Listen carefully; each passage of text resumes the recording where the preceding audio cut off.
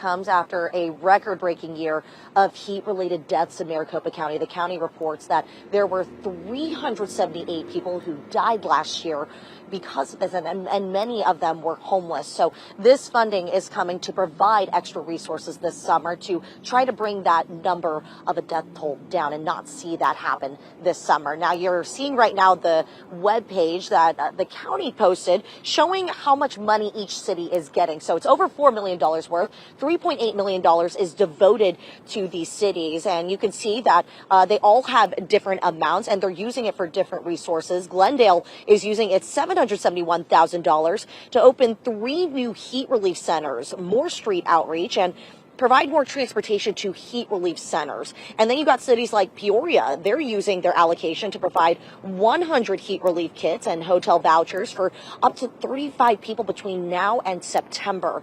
Phoenix, though, receiving the highest amount from this allocation, over $1 million. And I reached out to the city office of homeless solutions to see how they're going to use this extra money. And they sent me a statement saying the city of Phoenix is thrilled to partner with Maricopa County so we can offer even more heat relief options this summer. The Office of Homeless Solutions is utilizing the funding from the county to partner with St. Vincent de Paul to provide heat relief for people experiencing homelessness at the Sunny Slope Family Services Center and the Watkins Resource Center in downtown Phoenix. So not only will those locations operate as day shelters, but get this, the county is pulling even more money to support the operation of 2 overnight shelters, one of them being at St. Vincent de Paul, the other being at Lone Star Day Resource Center. Those are going to operate 5:30 p.m. to 5:30 a.m. throughout the summer.